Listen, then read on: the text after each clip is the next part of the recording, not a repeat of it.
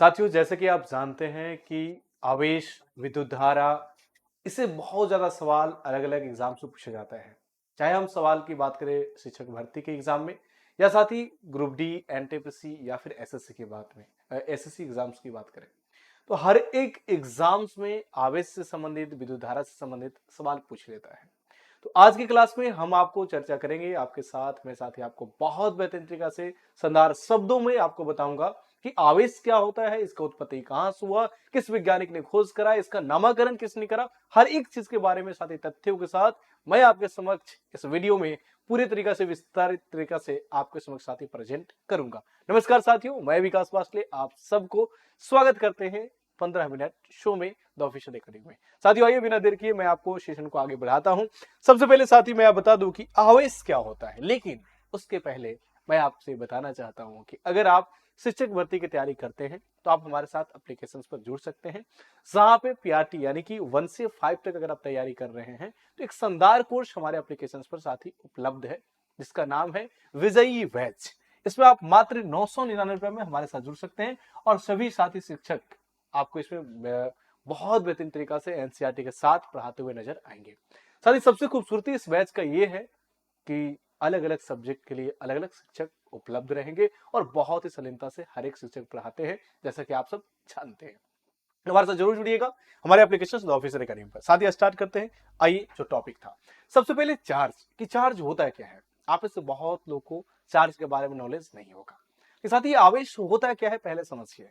साथ ही आवेश जैसे आप देखते हैं, कोई इलेक्ट्रॉन त्याग किया हम बोलते हैं उस पर प्लस चार्ज आ जाएगा, इलेक्ट्रॉन कोई ग्रहण किया हम कहते हैं माइनस चार्ज आ जाएगा। लेकिन कहां से उत्पत्ति हुआ, सबसे पहले एक वैज्ञानिक थे जिनका नाम था थेल्स।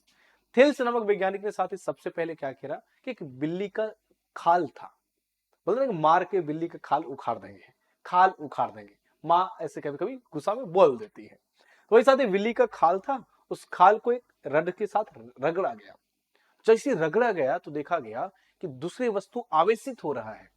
उसके बाद कई अलग अलग पदार्थ लेकर एक दूसरे में जब रगड़ किया गया, रब किया गया, तो रगड़ने के बाद साथ ही इलेक्ट्रॉन का ट्रांसफर हुआ और दूसरी पदार्थ जो है इलेक्ट्रॉन को ग्रहण भी किया। तो इस तरीका से आवेश का उत्पत्ति हुआ। सबसे पहले किसने इसका अध्ययन करा, तो थेल्स नामक वैज्ञानिक ने सबसे पहले अध्ययन करा, फिर उसके बाद साथ ही इसके बारे में बता दिया गया। उसके बाद ऐसा देखा गया अलग अलग पदार्थ में साथ ही इलेक्ट्रॉन सच में त्याग हो रहा है और ग्रहण कर रहा है। अगर इस पदार्थ को अभी आप देखोगे तो साथ ही ये उदासीन अवस्था में है, यानी इसमें जितना इलेक्ट्रॉन की संख्या है उतना ही प्रोटॉन की संख्या है, तभी उदासीन अवस्था में है। लेकिन अगर इसी को हम ऐसे से रगड़ देंगे, याद कीजिए बचपन, अपने दोस्त को आप कहते थे कि आओ मैं तुम्हें एक जादू दिखाता हूं। अब वो जादू क्या था साथी, वो जादू नहीं था, वो थेल्स साहब का जो एक्सपेरिमेंट करके वो दिए थे उसी का आप प्रयोग करते थे। आज वही में जो बचपन आप साथी आपने बिताया है, जो बचपन में आप जादू दिखाए हैं, वही से सवाल पूछा जाता है, वही आज पढ़ना है। कितना खूबसूरती की बात है साथी कि हम सबका बचपन बहुत शानदार तरीका से बीता है। तो आप बताइए साथी, अपने दोस्त को बोलते थे देखो ये पेन है, और ऐसे आप रगड़ते थे और रगड़ने के बाद जो छोटे छोटे कण की टुकड़ा था उसके पास ले जाते थे और वो कण का टुकड़ा इसमें चिपक जाता था। आपका दोस्त कहता था कहां से सीख कर आया भाई, बहुत अच्छा जादू दिखा रहे हो, और आपका दोस्त भी खुश होता था, ऐसे ऐसे आप दिखाते थे। जब आपका दोस्त ट्राई करता था कि हम भी जादू दिखा सके, तो कुछ करता था, उसके बाद सटाने की कोशिश करता था, नहीं सकता था। क्यों? क्योंकि उस बार में तेल नहीं लगा होता था, और आप जो तेल लगाते थे पूरा भर भर के पोत के जाते थे, बहुत सारा तेल कपार में आपको रहता था, तो आपको उसके आवेशित जो होता था ज्यादा मात्रा में हो जाता था। और ऐसा भी नहीं है कि जहां पे आप रखते थे तो पूरा धूली कण जो है इस पेन में सड़ जाता था, ऐसा भी नहीं था, कुछ सड़ता था कुछ नहीं सड़ता था। कहने का मतलब है साथी कि अगर इस पे प्लस चार्ज आया होगा तो माइनस वाला चिपकेगा, अगर माइनस आया होगा तो प्लस वाला चिपकेगा, कुछ आवेश को अपनी ओर आकर्षित करता है। लेकिन हो कैसे रहा है, रगड़ने से। इसके बारे में सबसे पहले थेल्स नामक वैज्ञानिक ने साथी बताया था। इस बात को याद रखिएगा, सबसे पहले आवेशों के बारे में प्रयोग किसने किया, थेल्स नामक वैज्ञानिक ने साथी आवेशों के बारे में प्रयोग किया था। और यही साथी आवेश है जिसे आकर्षण या प्रतिकर्षण बल लगा सकते हैं। ये आता है रगड़ने पर साथी, जैसे रगड़ेंगे एक वस्तु से दूसरे वस्तु तो ऐसा आता है। बहुत सारे एग्जांपल, जैसे भूसे के तिनके, कागज के छोटे टुकड़ों को आपस में रगड़ेंगे तो आकर्षित करना शुरू करता है, और इसी गुण को हम विद्युत आवेश कहते हैं। अब विद्युत आवेश जो होता है साथी देख रहे हैं, इस गुण को कहते हैं। और जो विद्युत आवेश है दो वस्तुओं के मध्य इलेक्ट्रॉन के ट्रांसफर के कारण होता है, आदान प्रदान के कारण होता है। जो ग्रहण करेगा साथी, जो ग्रहण करेगा वो माइनस चार्ज होगा, जो आपको त्याग करेगा उसमें प्लस चार्ज हो जाएगा। तो आपसे सवाल पूछा जाएगा कि आवेश कौन सी राशि है। साथ ही आवेश अदिश राशि है, क्योंकि इसमें सिर्फ और सिर्फ मैग्नीट्यूड होता है, डायरेक्शन की चर्चा कहीं भी नहीं है।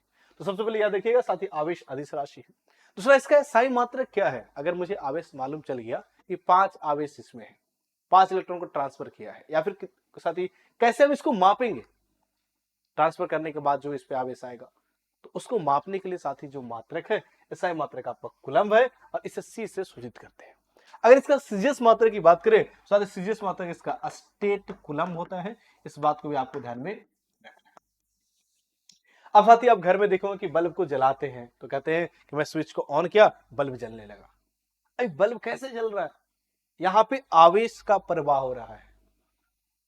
साथी हम जो बोलते हैं ना कि बिजली आई बिजली गई, ना तो बिजली आई थी ना बिजली आई, तो साथी आवेश का प्रवाह हो रहा था। जब आवेश का प्रवाह हो रहा है तो बल्ब जलती है, आवेश के प्रवाह होना बंद हो जाता है, बल्ब नहीं जलती। तो आवेशों के प्रवाह को, दर को विद्युत धारा कहते हैं। लेकिन बोलचाल की भाषा में हम उसे बिजली कह देते हैं कि बिजली आई और बिजली चली गई, लेकिन ऐसी कोई बात नहीं है। आइए साथी यहां पर समझते हैं। अगर मैं इसके बाद बात करूं साथी तो ये आपका आवेश समझ में आ गया होगा, और आपका पॉजिटिव और नेगेटिव आवेश भी होता है। लेकिन साथी थेल साहब ने ये तो बात बता दी कि आवेश है और रगड़ने से उत्पन्न होता है, लेकिन आवेश धन आवेश और ऋण आवेश होता है। इसका नामकरण इन्होंने नहीं करा, नाम नहीं लिखा। साथ ही नाम को बताने के लिए एक वैज्ञानिक है, जिस वैज्ञानिक का नाम था बेंजामिन फ्रैंकलिन। क्या था साथी, उस वैज्ञानिक का नाम था बेंजामिन फ्रैंकलिन। और बेंजामिन फ्रैंकलिन ने साथ ही इसका नामकरण किया कि आवेश दो प्रकार का होगा, एक धन आवेश और एक ऋण आवेश। यानी कि जो नाम बतलाने वाला वैज्ञानिक कोई और था और आवेश को खोजने वाला कोई और था। इस बात को ध्यान रखिएगा साथी। कोई आपसे सवाल पूछेगा कि आवेश को किसने खोजा, थेल्स। नामकरण किसने किया, बेंजामिन फ्रैंकलिन। बोला कि जो इलेक्ट्रॉन को त्याग करेगा, जिसमें साथी इलेक्ट्रॉन की कमी होगी, उसे हम धन आवेश कहेंगे। और जो इलेक्ट्रॉन को ग्रहण करेगा, जब ग्रहण करेगा तो इलेक्ट्रॉन की अधिकता हो जाएगा, हम उसे साथी ऋण आवेश कहेंगे। जैसे कोई अगर साथी पदार्थ है, एक्स कोई पदार्थ है और इसमें 10 इलेक्ट्रॉन था और 10 ही प्रोटॉन था, तो अभी इसमें क्या होगा, उदासीन होगा, क्योंकि 10 इलेक्ट्रॉन 10 प्रोटॉन 10 माइनस 10 प्लस काट के उदासीन हो जाएगा। लेकिन किसी से हम इसको रगड़ दिए, जैसे रगड़ेंगे साथी उसके बाद 2 इलेक्ट्रॉन निकल गया। जब 2 इलेक्ट्रॉन निकला तो इलेक्ट्रॉन की कमी हो गया, अब इसके पास 8 ही इलेक्ट्रॉन हो गया। अब कोई वाई पदार्थ है वो 2 इलेक्ट्रॉन ग्रहण कर लिया, तो साथी अगर मान लो कि इसमें 12 इलेक्ट्रॉन था, 12 प्रोटॉन था, तो 2 ग्रहण किया तो कितना इलेक्ट्रॉन हो गया, 2 और बढ़ गया, यानी 14 हो गया, यानी पहले से ज्यादा हो गया। तो साथी जो त्याग करता है उसमें इलेक्ट्रॉन की कमी होती है, और जो ग्रहण करता है उसमें इलेक्ट्रॉन की अधिकता बढ़ जाता है। और ये करने वाला साथी, जो बताने वाला वैज्ञानिक थे, वो तो आपको थेल्स कैसा उन्होंने बताया था, लेकिन नामकरण करने वाला कि धना आवेश इसको बोलेंगे, इसको ऋण आवेश बोलेंगे, नामकरण करने वाला बेंजामिन फ्रैंकलिन था। इतना आप याद रखेंगे। उसके बाद साथी आगे बढ़ते हैं। आगे बढ़ने से पहले मैं आपको बता देता हूं कि साथी अगर आप 6 to 8 का तैयारी कर रहे हैं और एक कोर्स की तलाश में है जहां पर साथी आप हर एक चीजों को बहुत ही सिंपल वे में एनसीईआरटी के साथ आपको कवर कराया जाए, तो आप हमारे साथ जरूर जुड़िएगा हमारे एप्लीकेशन द ऑफिसर एकेडमी में। आपको एप्लीकेशन है जो गूगल प्ले स्टोर में मिल जाएगा, आप सर्च करना साथी, और सर्च करने के बाद यही पोस्टर दिखाई देगा जब आप शिक्षक भर्ती की तैयारी कर रहे हो। ठीक है, तो 6 to 8 की तैयारी करें तो जीएस प्लस सब्जेक्ट की बैचेज हमारे पास उपलब्ध है, मात्र साथी 999 रुपया में। सबसे खूबसूरती की बात है कि इसी पैसा में 2 और बैचेज आपको फ्री में मिल रहा है। एक जो है कवच बैच, जिसमें साथी 5000 प्लस प्रश्नों का संपूर्ण विश्लेषण के साथ आपको दिया जा रहा है वीडियो फॉर्म में।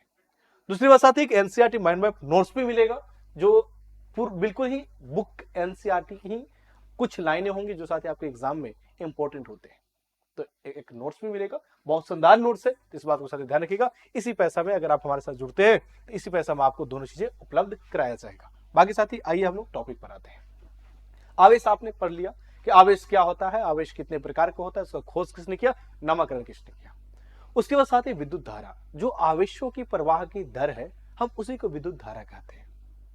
कितना समय में किसी तार से, किसी चालक तार से विद्युत धारा कितना प्रवाहित हो रही है, मतलब आवेश कितना प्रवाहित हो रही है, उसी को साथी दर को हम विद्युत धारा कहते हैं। जैसे आप समझो ये साथी करंट है और करंट यहां से फ्लो हो रहा है। अगर 1 सेकेंड में 10 कूलम फ्लो हो रहा है तो हम बोलेंगे इसमें 10 एम्पियर। कितना विद्युत धारा, 10 एम्पियर। यानी कि 1 सेकेंड में कितना आवेश प्रवाहित होता है, इसी को साथ ही हम विद्युत धारा कहते हैं। जितना प्रवाहित हो जाए उसे विद्युत धारा कहेंगे। ठीक है, यानी कह सकते हैं कि आवेशों की प्रवाह को दर को विद्युत धारा कहा जाता है। साथ ही विद्युत धारा अदिश राशि होता है। आप बोलोगे सर विद्युत धारा में तो दिशा भी है, विद्युत धारा में तो मैग्नीट्यूड भी है, लेकिन फिर भी अदिश राशि क्यों होता है? क्योंकि साथ ही जो विद्युत धारा है प्लस से माइनस की ओर स्थानांतरित होता है। एक डायरेक्शन है, या फिर 2 एम्पियर कहे, 3 एम्पियर कहे, 4 एम्पियर कहे, या आपका मैग्नीट्यूड हो गया, दोनों होते हुए भी विद्युत धारा अदिश राशि होता है। इसलिए अदिश राशि होता है। साथ ही त्रिभुज का योग का नियम पालन नहीं करता है। जब त्रिभुज का योग का नियम पालन नहीं करेगा तो साथ ही इसलिए इसको अदिश राशि के श्रेणी में रखा गया। तो साथ ही आई बराबर क्या हो जाएगा फॉर्मूला, Q अपॉन में T हो जाएगा। तो यहां से आप एसआई मात्रक देखेंगे तो यहाँ पे आपको कूलम और अपर में सेकेंड हो जाएगा। लेकिन इसी को साथ ही खोज किया था अंदर मेरी एम्पियर ने, इसलिए इसका एम्पियर साथ ही एसआई मात्रक होता है। याद रखना, एम्पियर इसका एसआई मात्रक हो जाएगा। साथ ही इसका सूत्र आवेश बटा कूलम होगा। यहां से आप निकाल लेंगे। सबसे खूबसूरती की बात है साथ ही कि विद्युत धारा तभी प्रवाहित होगी जब परिपथ बंद हो। अगर ओपन परिपथ होगा तो साथ ही विद्युत धारा प्रवाहित नहीं होती। जैसे ये आप देख रहे हैं, ये हवा में विद्युत धारा कभी प्रवाहित नहीं होती है। ये साथ ही ओपन सर्किट है। क्या है? ओपन सर्किट है। ये साथ ही जब भी खुला रहेगा तो खुला परिपथ में कभी भी धारा प्रवाहित नहीं होती है। बंद परिपथ चाहिए। अब बंद परिपथ का मतलब क्या होता है, ये दोनों तार आपस में सटल होना चाहिए, तब भी करंट एक स्थान से दूसरे स्थान तक जाएगा। अगर खुला हुआ है तो हवा में साथ ही नहीं जाता।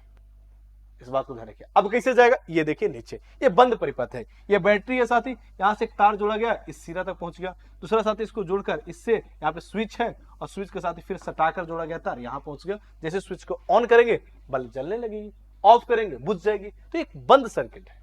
तो आप ध्यान रखना, हमेशा भी विद्युत धारा साथी जो प्रवाहित होती है एक क्लोज सर्किट में बंद परिपथ में ही प्रवाहित होती है, ओपन खुला वाला में नहीं। अच्छा मान लो साथी कि खुला वाला में प्रवाहित होता तो क्या होता, खुला वाला में विद्युत धारा प्रवाहित होता तो क्या हो जाता। साथ ही खुला वाला में अगर प्रवाहित होता तो आप देखिए कि कहीं पे तार जो होता है बहुत हैवी करंट पास होता है, तो आप उसके नीचे जाते, अब खुला वाला में ही प्रवाहित हो जाता तो आपको जोर से झटका लगता, करंट लगता, आप हिल जाते। दूसरी बात आती है, अगर मान लो कि आपको किसी से झगड़ा हो गया है, आपका पड़ोस में ही रहता है और 10 बजे 12 बजे आपके गली से क्रॉस करता है, उस कंडीशन में अगर हवा में विद्युत धारा जाता तो आप क्या करते, इस तार को छीलकर आप खिड़की में लगा देते और जैसे 12 बजे आपका पड़ोसी पास करता और स्विच को ऑन कर देते, उसको जोर से झटका लगता। लेकिन ऐसा होता नहीं है क्योंकि हवा में करंट नहीं जाएगा। आपको पड़ोसी का झटका तभी लगेगा जब ये तार के संपर्क में आएगा। हाँ, जैसे संपर्क में आएगा तो जो खुला परिपथ था वो बंद परिपथ हो जाएगा, फिर धारा प्रवाहित होना शुरू कर देगा। साथ याद रखिएगा, हमेशा विद्युत धारा एक बंद परिपथ में ही प्रवाहित होती है। साथ ही इस बात को ध्यान रखिएगा। दूसरी बात याद रखिए साथ ही प्लस से माइनस की ओर जाता है और इलेक्ट्रॉन के विपरीत दिशा में जाता है। अगर साथ ही इलेक्ट्रॉन की बात करें तो इलेक्ट्रॉन प्रवाह होता है माइनस से प्लस की ओर, लेकिन जो विद्युत धारा प्रवाहित होगा इसका विपरीत दिशा में। इस बात को ध्यान रखना है। साथ ही इस बात को भी ध्यान में रखना है कि अगर किसी परिपथ में सामान्य विभव हो जाए, सामान्य विभव हो जाएगा, सामान्य विभव पर साथ ही विद्युत धारा प्रवाहित नहीं होता है। अगर इक्वल पोटेंशियल हो गया, समान विभव हो गया, तो साथ ही विद्युत धारा प्रवाहित नहीं होता है। इस बात को भी आपको ध्यान में रखना है। यहां से भी सवाल आपसे पूछ लेता है। ठीक है, चलो साथी अब थोड़ा हम लोग आगे बढ़ते हैं। अब इसके बाद धारा के प्रकार पर मैं चर्चा करूंगा। ध्यान से सुनिए साथी। मुझे उम्मीद है कि ये सेशन आपको अच्छा लग रहा हो। सेशन अच्छा लग रहा हो तो सेशन को लाइक भी कर दीजिएगा। अब साथी आपने धारा पढ़ा कि आवेशों की प्रवाह को दर को हम धारा कहते हैं। अब ये धारा दो प्रकार का होता है, एक प्रत्यावर्ती धारा, एक दिश धारा। प्रत्यावर्ती धारा जो होता है वो साथ ही उसमें दिशा और उसका जो डायरेक्शन होता है, दिशा और उसका जो मान होता है दोनों बदलते रहता है। दिशा मतलब उसे इंग्लिश में डायरेक्शन कहते हैं, और मैग्नीट्यूड। अगर वैसी धारा है जिसमें साथ ही उसका निश्चित समय अंतराल में जो उसका दिशा है और साथ साथ जो मैग्नीट्यूड है जिसे हम साथ ही मान कहते हैं, दोनों अगर बदल रहा हो तो हम कहते हैं प्रत्यावर्ती धारा है। जैसे अगर कोई साथ ही सर्किट बना हुआ है, इस सर्किट में 2 एम्पियर था, अब बदल के साथ ही 3 एम्पियर 4 एम्पियर आप भेज सकते हैं, और बार बार जब साथ ही सर्किट में जाता है तो डायरेक्शन भी बदलते रहता है। तो वैसी धारा को हम प्रत्यावर्ती धारा कहेंगे। और दिश धारा वैसी धारा जिसका दिशा और मैग्नीट्यूड नहीं बदलता है, उसे हम दिश धारा कहते हैं। जैसे साथ ही बैटरी, जो बैटरी से धारा आता है वो दिश धारा है, उसका मान नहीं बदलेगा। 2 वोल्ट है तो 2 ही वोल्ट का है। लेकिन साथ ही जो आपके ट्रांसफार्मर से आपके घर में करंट आता है वो क्या है, तो साथ ही वो जो विद्युत धारा है आपको प्रतिवर्ती धारा है, यानी कि वहां पे बार बार डायरेक्शन भी बदलेगा और बार बार वोल्टेज भी बदलते रहता है। तो वहां पे बदल सकते हैं लेकिन बैटरी वाला को नहीं बदल सकते हैं। तो आपका प्रतिवर्ती धारा हो गया या आपका दिश धारा हो गया। साथ ही याद रखिए जो प्रतिवर्ती धारा है उसकी आवृत्ति 50 हर्ट्ज होता है। यानी कहने का मतलब है कि हर साथी 50 आवृत्ति, हर बार उसका डायरेक्शन चेंज होगा, 50 हर्ट्ज पर उसकी आवृत्ति फिर से बदल जाएगा, अगली 50 हर्ट्ज पर फिर से आवृत्ति बदल जाएगा। इस बात को ध्यान रखिएगा। तो इसका आवृत्ति क्या होता है, 50 हर्ट्ज होता है। लेकिन इसका जो डिश धारा है इसकी आवृत्ति शून्य के बराबर होता है, क्योंकि इसमें डायरेक्शन बदलता ही नहीं है, इसलिए इसका आवृत्ति क्या होता है, शून्य होता है। अब आपसे दो सवाल पूछा जाएगा, एसी को डीसी में बदलना और डीसी को एसी में बदलना। साथ ही जो एसी करंट है आप उसे डीसी में बदल सकते हैं और डीसी करंट को भी एसी में बदल सकते हैं। एसी करंट मतलब अल्टरनेटिंग करंट जिसे हम प्रतिवर्ती धारा कहते हैं, और डीसी करंट कहने का मतलब डायरेक्ट करंट जिसे हम साथ ही डिस्ट धारा कहते हैं। तो आपसे सवाल पूछेगा कि एसी को डीसी में बदलने के लिए किसका प्रयोग करेंगे। तो एसी में डीसी को बदलने के लिए हम रेक्टिफायर यानी डिस्ट कार्य का प्रयोग करते हैं। एक यंत्र है जिस तरीके से थर्मामीटर तापमान मापने के लिए, ओडोमीटर दूरी मापने के लिए, साथ ही गैल्वेनोमीटर सूक्ष्म धारा को मापने के लिए, ठीक उसी तरीके से एक यंत्र है रेक्टिफायर जो एसी करंट को डीसी में बदल देता है। ठीक उसी तरीके से साथ ही अगर डीसी करंट को एसी में बदलना होगा तो हम इन्वर्टर लगा देते हैं। इन्वर्टर के माध्यम से आप डीसी को एसी में भी बदल सकते हैं। आप यहाँ पे देख सकते हैं साथी ये जो बल्ब जल रही है इसमें एसी करंट है। यहाँ जो दिख रहा है साथी बैटरी से जो करंट है वो डीसी करंट है, यानी कि डीसी से भी आप बल्ब जला रहे हैं, एसी से भी बल्ब जला रहे हैं।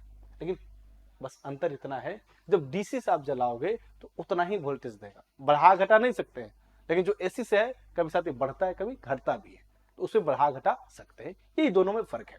साथ ही एसी वाला अगर आप टच करोगे तो जोड़ के झटका लगेगा, और अगर डीसी वाला को टच करेंगे तो उतना झटका नहीं लगेगा। यानी कि अगर एसी वाला को आप टच किए तो डांस करना तय है, अगर डीसी वाला को आप धरेंगे तो सारी डांस नहीं भी करेंगे, काम चलेगा, उतना जोर झटका उसको नहीं लगता है। यानी सबसे जो खतरनाक होता है एसी करंट होता है। डीसी करंट साथ ही एसी की अपेक्षा कम खतरनाक होता है, क्योंकि उसमें फिक्स होता है, इसमें फिक्स नहीं होता है। इस बात को ध्यान रखें, ठीक है।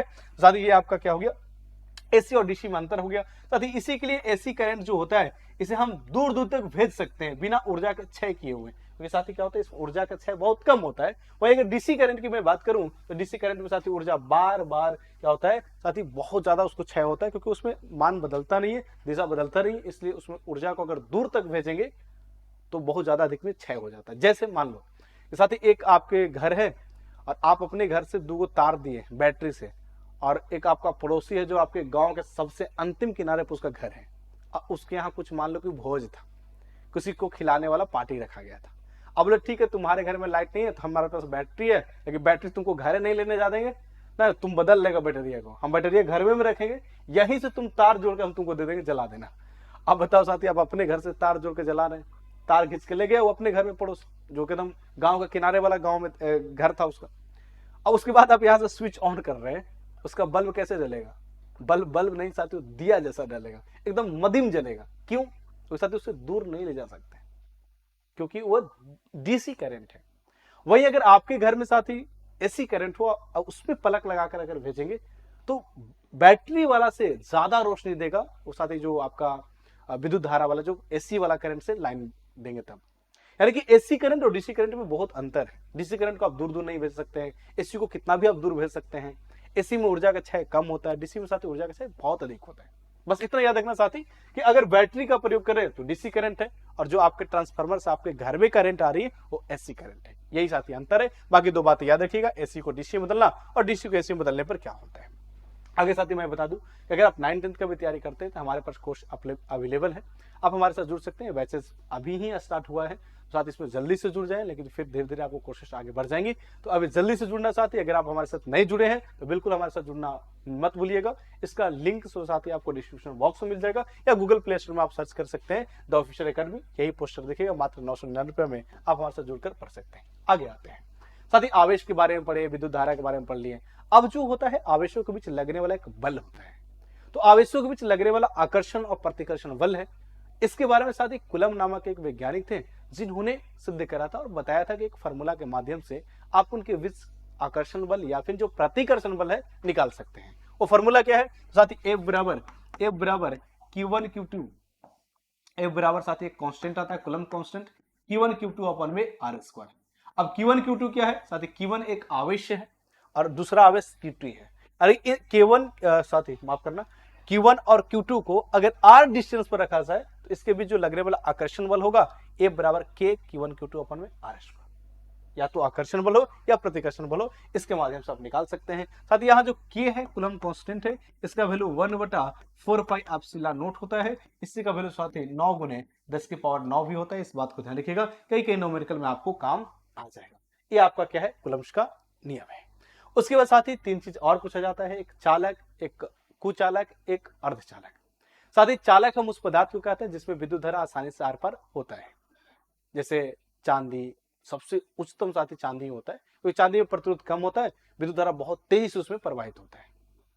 जिसमें साथी विद्युत धारा प्रवाहित ही नहीं होता है उसे हम बोलते हैं कुचालक या अचालक पदार्थ, जैसे रबड़, कागज, लकड़ी, अवरक, इस समय विद्युत धारा प्रवाहित नहीं होता है तो उसे हम बोलते हैं कुचालक। इसीलिए तो साथी घर में या गांव में देखते हो तार कटा हुआ है तो प्लास्टिक लपेट के बांध देते हैं कि शॉर्ट सर्किटिंग नहीं होगा, क्योंकि प्लास्टिक में विद्युत धारा पास नहीं होता है, उसे हम अचालक या कुचालक पदार्थ कहते हैं। अर्धचालक पदार्थ उसे कहते हैं जो दोनों के बीच में हो, यानी कि विद्युत धारा भी कभी जाए और ना भी जाए, दोनों तरीका का जो कार्य करेगा उसे हम अर्धचालक कहते हैं। जैसे सिलिकॉन, जर्मेनियम, सिलेनियम होता है, अर्धचालक है। अब साथी याद करो, जब आप कॉलेज जाते थे तो एक ऐसा दोस्त होता था जो दोनों तरह के काम करता था, चिट्ठी लाने में भी और चिट्ठी पहुंचाने में भी, यानी कि इंफॉर्मेशन लाता भी था और इंफॉर्मेशन जाकर पहुंचाता भी था, वही अर्धचालक है। यानी कि साथ ही विद्युत धारा भी जाएगा और ना भी जाएगा, दोनों काम जो करेगा उसे अर्धचालक कहते हैं। यानी कि चालक मतलब विद्युत धारा जाएगा, अचालक मतलब विद्युत धारा नहीं जाएगा, और अर्धचालक मतलब साथ ही जिसमें विद्युत धारा कम मात्रा में आसपास होगा उसे हम अर्धचालक कहते हैं। साथ ही इसी तरीका से एक होता है अतिचालक। अतिचालक कहने का मतलब है कि वैसे चालक पदार्थ को कहते हैं जिसमें प्रतिरोध शून्य हो। साथ ही प्रतिरोध क्या होता है, जो विद्युत धारा का विरोध करता है हम उसे प्रतिरोध कहते हैं, और जिसमें प्रतिरोध बिल्कुल ही शून्य हो जाता है हम उसे साथ ही अतिचालक कहते हैं। यानी कि जिसमें बहुत तीव्र गति से अगर विद्युत धारा प्रवाहित होगा हम उसे साथ ही अतिचालक कहते हैं, सुपर कंडक्टर कहते हैं। जिसे हम अपनी भाषा में बोले तो हा जिसमें विद्युत धारा प्रवाहित होगा उसे हम अतिचालक कहेंगे। साथ ही चालक से भी तेज गति से विद्युत धारा प्रवाहित होता है हम उसे अतिचालक कहते हैं, सुपर कंडक्टर कहते हैं। इस बात को ध्यान रखेंगे, ठीक है। साथियों आज की क्लास में इतना ही। मैंने आपको आवेश, विद्युत धारा और उसके प्रकार के बारे में समझाया। आपको सेशन कैसा लग रहा है कमेंट बॉक्स में कमेंट करके आप जरूर बताइएगा। क्या साथी आप कुछ सीख पाए हैं, यस या नो, कमेंट बॉक्स में कमेंट करके जरूर बताइएगा। अगर सेशन अच्छा लगा हो तो सेशन को लाइक जरूर कीजिएगा। मिलते साथी नेक्स्ट क्लास में, तब तक आपसे जहां रहिए, हंसते रहिए, मुस्कुराते रहिए, मन लगा कर तैयारी करते रहिए। All the best, thank you, जय हिंद।